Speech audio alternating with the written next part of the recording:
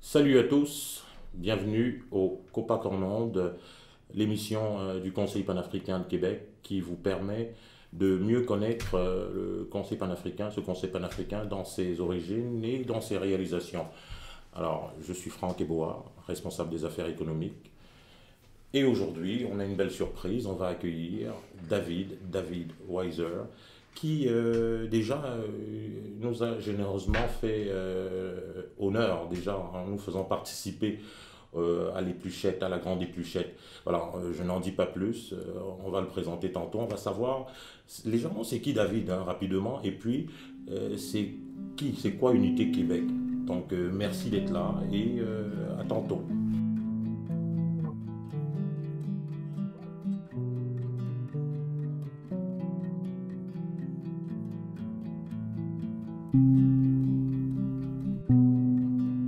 Bonjour David, Bonjour, comment ça va? ça va très bien, merci. David, on est avec les membres du COPAC. On est avec des gens qui nous écoutent. On est avec les gens qui ont suivi l'épluchette du Blé d'Inde. Mhm. L'événement l'épluchette du Blé d'Inde, c'est quoi? Ça part d'où? Oui, juste avant, je voulais dire, c'est plutôt le COPAC qui nous a honorés en participant. C'est Merci. tellement apprécié, là.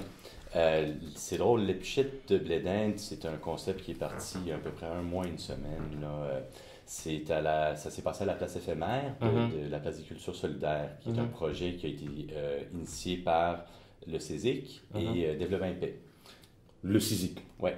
c'est quoi? C'est Carrefour d'éducation de Solidarité internationale de Québec. Ok, Oui, exactement. d'accord. Et puis, ça fait des années qu'ils existent. Ils font plusieurs événements communautaires, surtout pour conscientiser les gens sur ce qui se passe sur la planète et qu'on soit solidaire pour aider les gens dans le besoin, entre autres. Là, pour D'accord, plusieurs d'accord, causes, et toucher plusieurs causes. d'accord. Puis, ils nous ont demandé en tant qu'Unité Québec si on pouvait organiser un événement à la place éphémère. Oui, Et puis l'idée qu'on a eue, on venait d'organiser la fête de la Ville de Québec le 3 juillet avec d'accord, oui. Festimonde, Oui, oui, qui oui. était vraiment une belle fête interculturelle, vraiment géniale. Mhm, Donc là, on s'est dit pourquoi pas faire quelque chose autour d'une tradition québécoise, mhm, l'épluchette de blé d'Inde qui remonte à l'époque de la Nouvelle-France. mhm, mhm. Puis vu que c'est la rentrée, on s'est dit pourquoi pas en profiter aussi pour faire une levée de fonds Mhm. où on pourrait aider des jeunes familles parce que c'est très dispendieux la rentrée, veut pas pour des jeunes familles. Les Mhm. enfants doivent acheter plein de matériaux. Mhm. Donc on s'est dit on pourrait joindre l'utile à l'agréable ou l'agréable à l'agréable tout simplement et de lever des fonds pour donner des matériaux scolaires aux jeunes enfants. Mhm. Et puis finalement, ça a été vraiment grâce à des partenaires comme vous, comme d'autres. Il y a eu Le- Ressources Espace Famille qui ont Mhm. donné un coup de main.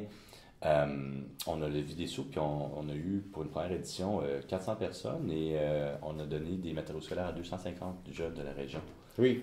C'était vraiment C'était parfait, on y fantastique. était avec le Copac Média, et Oui. puis voilà, c'était génial. C'est d'ailleurs pour ça, c'est parce qu'on a, enfin, on était encore agréablement surpris, hein, parce que déjà concevoir un événement comme ça doit demander beaucoup de ressources et d'énergie. Puis il y avait du monde qui était là, il y avait et puis dans un très bel esprit. C'est pour rester dans cet esprit-là que je veux qu'on David, dis-nous, c'est quoi? Ça part d'où? Ça part de quoi? D'abord, dis-nous comment tu te retrouves dans ça. Ça part de quoi, Ok. ce Unité Québec d'abord? Unité Québec, malheureusement, c'est le produit de l'attentat qu'il y a eu à la mosquée il y a quelques années, il y a 2 ans. Ok. C'est un événement qu'on ne s'attendait jamais à voir à Québec. C'est un événement évidemment tragique si on pense aux familles qui souffrent encore de ça, qui ont Oui. perdu des pères, des maris, et ainsi de suite. Mhm. Mais suite aux attentats, il y avait l'organisation de la commémoration, la cérémonie de commémoration la première année après l'attaque. Bien sûr. Et puis le maire qui tient le vivre ensemble à cœur de façon authentique et extraordinaire Mhm. nous avait approché. Moi, je fais partie de la communauté juive de Québec. Mhm. Et puis, il nous a demandé si on pouvait s'assurer de participer à la cérémonie de commémoration. Mhm. Mhm. Mhm. Alors, évidemment, on a accepté. Et par ce fait même, on a rencontré des gens d'autres communautés religieuses. D'accord. Personnellement, je ne suis pas une personne qui est très pratiquante, mais je suis très Mhm. attaché à mes racines en même temps. Il y a le Mhm. côté religieux et le côté culturel, et ainsi de suite. Puis Exactement. c'est le cas de beaucoup de personnes. Puis je pense que c'est correct de même. Voilà. Ça appartient Voilà. à chaque Voilà, personne. c'est à chaque personne. C'est ça. Mais, alors voilà, donc j'ai tissé des liens avec Boufelja Ben Abdallah, le président de la communauté du Centre culturel islamique de Québec, Bruce Myers, l'archevêque de l'Église anglicane, Pierre Lefebvre, qui est le répondant pour les affaires interreligieuses de l'Église catholique. Oui. Puis, veut pas, quand on travaille sur un événement aussi, comment je pourrais dire, c'est un événement quand même pas lourd, c'est pas ça le terme que je cherche, mais assez important. Hein? Il faut que ça soit authentique, on est vraiment là pour les familles, pour les soutenir dans leurs moments de difficulté. On développe des liens. Et puis, donc ça c'était au mois de janvier 2018. Et puis, suite à ça, au mois de novembre, il y a eu l'attentat à la synagogue à Pittsburgh. Dans une synagogue, c'était la première fois sur un sol américain qu'il y a eu une attaque de même. Donc, les nouveaux amis des communautés religieuses différentes ont appelé, ils voulaient soutenir la communauté juive, qui était vraiment incroyable parce qu'il y a 50 ans, on n'aurait pas vu ça au Québec. Là. Il y a eu des actes antisémites jusqu'à même 2001, je pense, le dernier, où il y a eu du vandalisme dans le cimetière ici, juif. Oui. Et puis, on était tellement touchés par le fait même que tout le monde voulait soutenir la communauté juive dans ce moment, qu'au lieu de faire quelque chose simplement pour la communauté juive, on demandait à la mairie s'ils accepteraient de faire un événement à l'hôtel de ville pour tout le monde, pour qu'on soit tous les citoyens de la ville de Québec solidaires contre toute forme de racisme et de haine. Voilà. Et puis c'était merveilleux.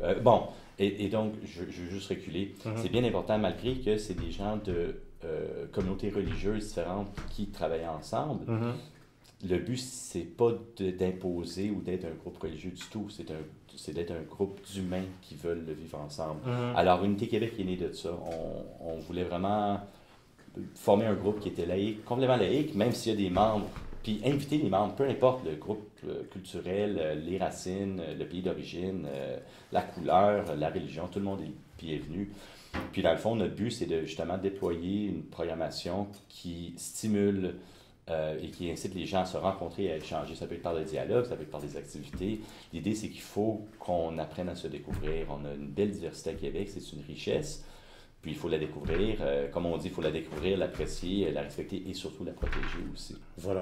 Donc, ça fait une longue histoire courte. Non, mais c'est fascinant. Donc, Unité Québec naît donc avec le désir de promouvoir le vivre ensemble. Exactement. De promouvoir la diversité culturelle, de promouvoir la richesse dans la diversité culturelle. Exactement. C'est ça. Oui, donc, et le rapprochement. Oui. Et aussi, souvent, on a la chance...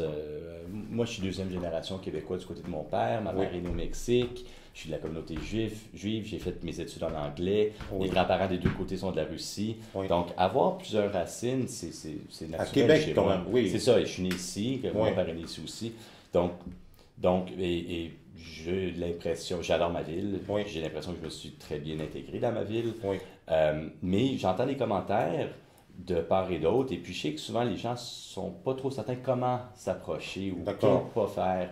Alors, je me dis, si on peut aider à faciliter ces pas, ben, tant mieux, dans le fond. Absolument. Et c'est d'ailleurs dans des événements comme ça, et dans des événements aussi, d'ailleurs, on était au Monde au Carnaval, dans des événements comme ça aussi qui favorisent le vivre ensemble. Absolument. Donc, et là, est-ce que c'est une activité parmi tant d'autres, ou c'est des activités à venir, ou est-ce que c'est qu'est-ce que c'est, est-ce qu'il y a un programme, c'est quoi à moyen terme, à court terme là, on travaille sur trois plans en fait différents si on veut.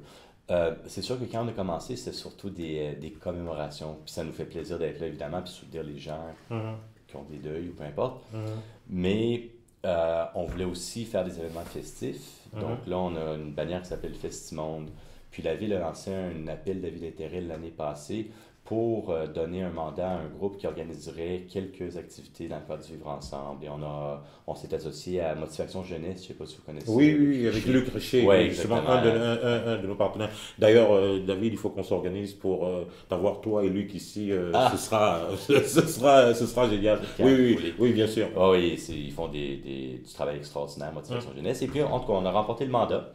Alors là, on a organisé un événement à la fête de la Ville le 3 juillet.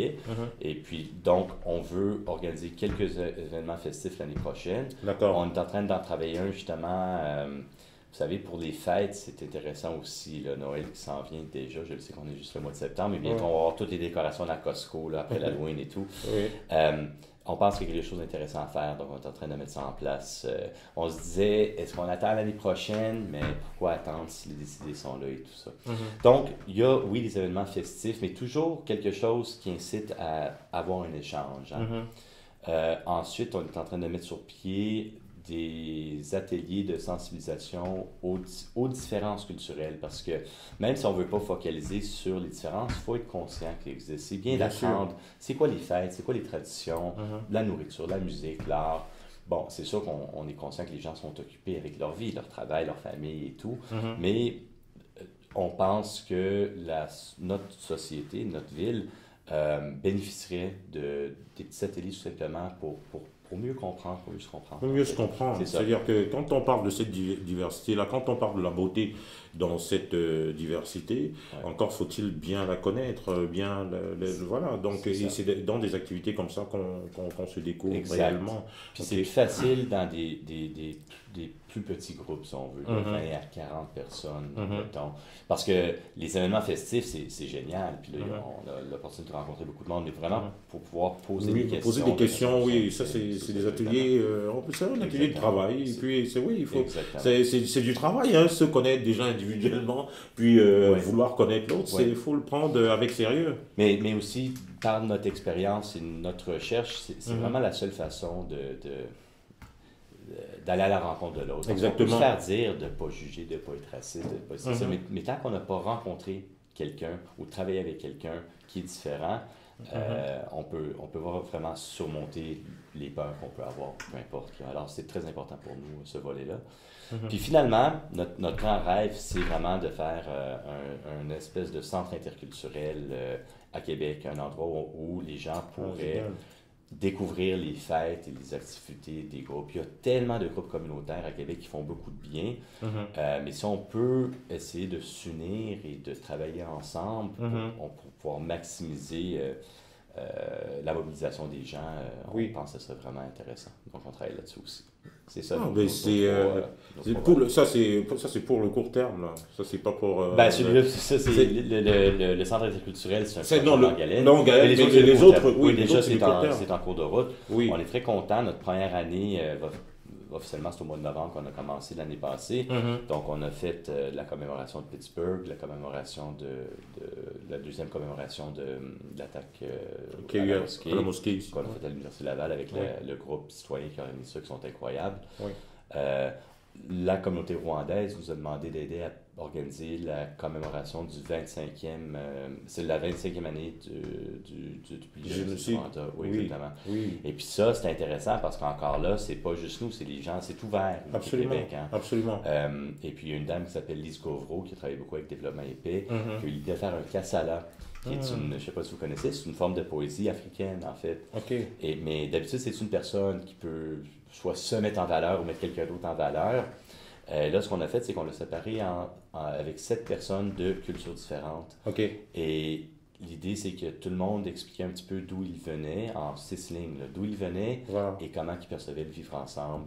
Et c'était de toute beauté parce que vraiment, la personne s'exprime vraiment. Comme, mettons, Boufelja qui dit « Ça fait 50 ans que je suis ici.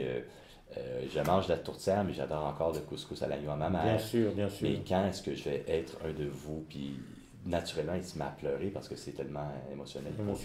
Mais ça touche les gens, donc on pense, c'est un bel exercice que les gens voient que vraiment, au-delà de la communauté et du groupe, c'est des êtres humains avec des émotions. D'accord. C'est très fort. Et donc ensuite, mais c'est ça, comme je disais, on aime beaucoup faire les commémorations, mais aussi, en fait, ça amène à une réflexion. Pourquoi est-ce que l'empathie sort surtout lors des moments tragiques? Comment est-ce qu'on fait pour prendre cette empathie-là? C'est déjà bien, mais pourquoi est-ce qu'il faut attendre des événements tragiques pour aller vers l'autre? Exactement, mais c'est bien de se poser cette question, justement. Pourquoi c'est uniquement après des événements tragiques qu'on découvre subitement toute cette compassion qu'on a en soi, et puis voilà. Donc, et comment, donc l'idée est de faire que ça existe bien avant, de le manifester bien avant sans nécessairement attendre ça, parce que quand on se connaît déjà naturellement, et puis on apprend à s'apprécier. Exactement, puis Donc, c'est ça. Donc, là, c'est là qu'on a dit, bon, on va commencer à faire des activités plus festives aussi. Et puis, donc, on a fait avec justement le groupe ALUC, Motivation Jeunesse, ils font le défi la nuit au mois de mai. Donc là, on a rallié quelques gens de communautés différentes, puis on a fait des grignotines, des desserts différents pour après la course. Donc, c'est intéressant, il y avait des beignets rwandais, il y avait des baklava, il y avait des churros. Donc, vraiment faire découvrir tranquillement pas vite. Des fois, ça peut être léger, c'est pas obligé d'être toujours la grosse activité sérieuse. Bien sûr. On a fait Festimonde, puis là, on voulait, le super en couleur, c'est-à-dire, c'était sous la bannière Festimonde. Puis super en couleur, c'est la fête avec 80 artistes locaux provenant de groupes culturels différents. OK. Puis on a vraiment fait le tour du monde. On a commencé avec les traditions. Je pense que c'est très important de mettre notre communauté autochtone en valeur aussi. Bien sûr, leur terre, bien on sûr. est arrivé ici, d'abord et avant tout. C'est bien que tu en parles. On était justement à un événement à Coué. Alors, non, c'est magnifique. Et puis, quand il y a toujours un événement, on s'organise toujours pour être là parce qu'il y a ce lien très intéressant et puis très touchant qu'il y a aussi entre les communautés autochtones et l'ensemble même des communautés qui migrent ici. Là. Ouais. Donc, donc c'est toujours très touchant et on veut y être toujours. Donc, oui, excuse-moi. Non, c'est exactement ça. Donc, on voulait vraiment faire le tour du monde un petit peu, mais avec nos talents d'ici. Donc, on a commencé avec un petit peu de musique autochtone, la musique traditionnelle québécoise, du klezmer. Puis c'est drôle parce que du klezmer, c'est de la musique qui vient de l'Europe de l'Est, traditionnellement faite par des Juifs, mais là, c'est des Québécois qui ont appris, puis qui adorent, qui sont très bons à jouer du klezmer. L'ensemble de Sainte-Nigoune qui s'appelle. L'ensemble klezmer de Sainte-Nigoune. Et puis ensuite, on avait des jeunes qui dansaient sur du hip-hop. Il y avait un groupe afro-vibe, un groupe cubain, mais tout encore du talent local ici. Ça a fini avec un grand feu d'artifice. Puis on avait des kiosques de nourriture, c'était gratuit pour tout le monde. Les gens pouvaient savourer des dégustations de partout. Il faut qu'on revisite cet album-là en photo. Donc, je me fais la promesse de repasser cet album-là parce que c'est très intéressant. On va le faire circuler là, mais ça doit encore circuler dans les réseaux sociaux. Oui, sur Facebook. La page de Festimonde, en fait, qui est, comme je dis, la bannière d'Unité Québec Festive. Là. Oui. Ah oui, c'est dessus. Il est là, oui. Okay, une centaine de photos. Ça, c'est Muriel Leclerc, je sais pas. Ah oui. Non. Muriel, notre chouchou. D'accord. Oui, en plus, non, si tu dis que c'est Muriel, les photos, ça doit être extraordinaire. Nous, on organise des événements et on vit un moment pendant une couple d'heures. Puis Muriel, elle mémorise. Pas les mémorise, mais elle leur donne vie. Incroyable, oui. Non, elle est quelque chose, elle est douée. Donc, il y a beaucoup de générosité de toute façon dans sa façon d'être. Donc, voilà. Donc, il y a beaucoup de personnes qui bien sûr, de leur bien temps, sûr. Mais c'est ce que je constate, David. Est-ce que l'action communautaire, est-ce que ça va à la hausse? Est-ce que ça diminue? Est-ce que tu penses est-ce qu'on est une société aujourd'hui qui se mobilise vraiment, qui va vraiment vers qui se regrouper, parce que à côté de ça on entend aussi beaucoup de choses difficiles, de gens qui se tapent dessus, qui se crient dessus. Donc mais est-ce que tu penses que ça a un sens, tout ça, ça marque ça, parce que quand on voit quand même 400 enfants, 250 qui se réunissent, ça veut dire qu'il y a un appel, ça veut dire qu'il y a quand même ça veut dire qu'il y a une influence quand même dans tout ça. Donc est-ce que on est une société qui, selon toi? Je pense qu'il faut. C'est un milieu, il y a beaucoup d'heures, beaucoup de bénévolat qui se fait dans le communautaire, ça c'est certain. C'est pas tout le monde qui est prêt à collaborer. Il y a beaucoup de gens qui tirent la couverte de l'autre côté. Puis ça se comprend parce qu'il n'y a pas une source infinie de financement pour toutes les activités. En général, la plupart des gens, par exemple, sont très ouverts à collaborer. Puis moi, je pense que ça serait merveilleux si on peut collaborer plus, tout le monde ensemble. Est-ce que c'est utopique? On s'en parlera l'année prochaine. Mais pour l'instant, ça va bien. Puis je pense que l'idée, c'est d'essayer de comprendre c'est quoi la mission des organismes différents, puis si on peut aider les gens à accomplir leur mission sans qu'ils se sentent menacés. C'est ça le défi. Mais je ne vous cacherai pas que, je nommerai pas le groupe, mais il y a un groupe, quand on cherchait les fournitures scolaires pour donner, il y a un groupe qui en avait, il leur en restait plus.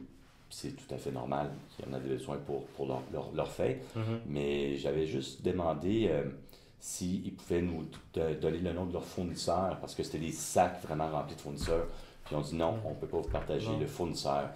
Et puis ça m'a fait quelque chose. Là, ben, voyons, on veut simplement...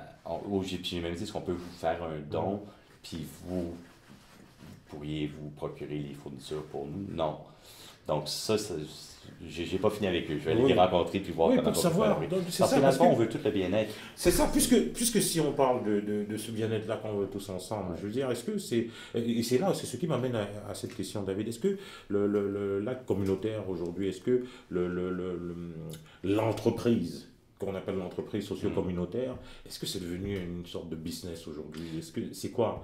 Parce que si normalement on s'entend qu'on fait les choses pour le bien commun, ça devrait être facile de collaborer, ça devrait être facile de comprendre et d'être tous dans un regroupement justement comme Unité Québec. Donc c'est quoi? Est-ce que c'est devenu une business? C'est quoi? Je pense, d'après ce que je vois, parce que moi je suis relativement nouveau, hein, comme je vous disais. Avant l'entrevue, je vous disais, je suis en train de suivre jeu vidéo qui est complètement différent. Bien sûr, c'est ça. Donc j'apprends.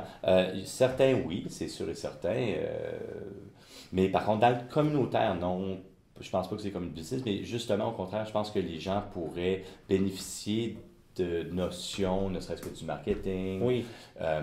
Je pense, par exemple, comme on disait, la Grande Épluchette, pour une première fois d'avoir ce monde-là, je pense que c'est parce qu'on a appliqué quelques principes de marketing, exactement, comment aller chercher les gens, exactement, et tout ça. Et quand même, tu viens du milieu des affaires, parce qu'on n'en a pas fini avec David, hein, on va le revoir, parce qu'il y a eu une ancienne vie, David.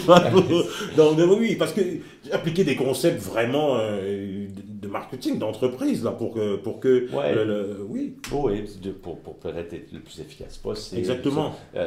C'est ça. Donc, si ça peut aider, ben, tant mieux. Absolument, si ça va pour le bien et voilà, on a les résultats aussi. Hein, ça pour l'instant, il n'y a pas de bois. Voilà. Mais je pense que oui, mais c'est vraiment d'impliquer plus de monde, que ce soit participatif. Oui, exactement. Donc voilà. Et c'est pour préciser ça justement que je dis, parce qu'on doit se poser des questions, à savoir, ok, Unité Québec, COPAC, voilà. Vous savez qu'au COPAC, on fait les choses en toute transparence. Voilà, et on a vu un peu ce que Unité Québec a comme philosophie. Et voilà, on veut se joindre à cette philosophie-là parce que pour la mission qu'on a, celle de la communauté COPAC, c'est bien d'être dans un univers qui parle d'intelligence dans la diversité et de savoir, de se connaître. Donc c'est ça, et c'est ce qui rend aussi beaucoup plus facile l'intégration même des membres de la communauté. Donc oui, on veut réellement savoir quel est l'agenda d'Unité Québec et voir comment on peut vraiment collaborer. C'est pour ça que vous avez David ici, et puis son expertise aussi en entreprise. Pour nos entrepreneurs, oui, David, David, il faudra que... c'est quelqu'un qu'il faut connaître. Donc, non, David, vraiment merci d'être venu et d'avoir parlé de ça. Mais dis-nous, David, j'ai une question. Il faut que les ancêtres... Parce que quand on parle souvent du COPAC, du Conseil panafricain, et de l'importance de s'organiser, moi, je veux te poser la question, franchement. Est-ce que le COPAC, le Conseil panafricain, est-ce que c'est une bonne idée, selon toi, d'après toi? Est-ce que tu as été dans le milieu des affaires, et tu as été et là tu es maintenant dans le milieu des associations, des regroupements communautaires. Tu as vu des situations difficiles quand même après l'attentat à la mosquée. Tu as vu des gens en peine. Tu as vu ce que réellement la paix qu'un regroupement peut apporter. Bon, maintenant, dis-moi, le Conseil panafricain, est-ce que c'est une bonne idée? Mais je ne connais pas tout le fonctionnement de l'organisation, mais oui, c'est ça. Je pense que n'importe quel regroupement qui permet aux gens de réseauter, de communiquer, tant que ça l'aide des deux sens, ben oui, c'est une super bonne idée. Et puis aussi, ça mobilise les gens ensemble pour qu'ils puissent communiquer les besoins des gens qui font partie de la communauté. Donc, c'est sûr que ça peut donner une voix et faciliter les communications, que ce soit entre d'autres groupes ou même avec des autorités gouvernementales, dépendamment c'est quoi les projets que vous avez et tout. Donc oui, je pense que de mobiliser, surtout quand on a des choses en commun, comme là, ça donne que c'est des gens qui ont des quand on a la même réalité, oui, quand on a la même réalité socio-économique. Alors, il y a des histoires qui peuvent être partagées, donc ça facilite la communication. Donc absolument, je pense que c'est une bonne idée. Surtout à cette époque, En plus, ça a toujours été comme ça et encore plus à cette époque. Oui, je pense que oui, c'est encore plus important de ne pas rester en solo, en silo et de travailler ensemble. Absolument. Bien sûr. C'est intéressant le communautaire encore là. Tout le monde a sa vision. Puis en fait, souvent, quand on rentre, je trouve, que ce soit au niveau culturel ou au niveau religieux, tout le monde recherche ce qu'il y avait quand il y avait 4 ans. Quand la vie était belle, il n'y avait pas de problème et tout ça. Donc, des fois, c'est des choses qui sont vraiment viscérales en nous. Il faut passer par-dessus ça puis justement échanger avec les autres. Puisqu'on trouve aussi beaucoup de richesse dans ça. D'ailleurs, on trouve un grand accomplissement à l'intérieur des actions communautaires. Oui, absolument. D'accord. David, merci. Merci à vous, vraiment. Merci d'avoir... je suis très content que vous faites partie maintenant. Pour nous, vous faites partie du Québec et des projets qu'on fait. C'est même ensemble qu'on va avancer. Absolument, absolument. Et je te confirme encore ici que l'équipe du COPAC Média au complet et puis du Conseil panafricain était vraiment ravis parce que ça nous a... En fait, venir à l'activité d'Unité Québec nous a rappelé ce pourquoi on s'est engagé aussi dans le Conseil panafricain, c'est-à-dire être là auprès du monde qui en ont souvent besoin et puis générer un certain vivre ensemble à travers les actions qu'on a les uns vis-à-vis des autres. Ouais. Donc voilà, on a trouvé ça hyper intéressant de se rendre compte que voilà, on pouvait se reconnaître dans cette diversité-là. On peut se reconnaître en ayant, avant l'entrevue, avant qu'on commence l'entrevue, on parlait justement de l'intelligence qu'on a à avoir nos distinctions quand même, et de savoir comment à un moment donné mettre cette distinction-là dans un bol, dans un espace pour qu'on construise quelque chose d'intelligent. Et voilà. Exactement. On peut garder nos racines. Exactement. On peut pas garder nos racines. Exactement. Mais nos racines se développent. Oui. Quand on rencontre des gens, il y a une nouvelle racine qui pousse. Oui. Puis c'est de mettre ça en commun, puis on va construire quelque chose de merveilleux ensemble. Voilà. Merci David. Merci à vous, vraiment. C'est très apprécié. Et à très bientôt, puisque on va se dire, on aura à chaque fois qu'il y aura une activité, on est partant. Et puis voilà, on va visiter aussi la page Facebook d'Unité Québec pour voir les différentes activités, les événements qui étaient passés. C'est toujours inspirant de voir ça et de savoir d'où tout est parti et pour mieux savoir où on s'en va. Merci. Merci beaucoup. Voilà, alors on est arrivé au terme de cette émission et on est encore toujours aussi ravis de constater que le COPAC a un bel avenir devant lui, puisque un bel avenir, c'est quoi? C'est de se rendre compte qu'il y a autant de groupes, autant de personnes qui ont la vision commune du vivre ensemble. Alors, quand il y a autant de gens, autant de groupes qui ont la vision commune du vivre ensemble, on se rend compte que on travaille dans le bon sens et qu'on va se joindre. C'est pas facile. Il y aura des chicanes, mais voilà, il y a cette vérité que il y a du monde qui veulent le faire et qui veulent bien faire les choses. Il y a David, il y a Simon qui est en arrière de la caméra, il y a Nadège, il y a Gaëtan, et il y a plusieurs autres groupes communautaires qui sont là pour faire les choses. Et des idées comme Unité Québec viennent encore nous fédérer, comme la mission même du Conseil panafricain qui est de fédérer. Alors, on est très contents. À la prochaine, à une prochaine émission. Restons connectés. Bye bye.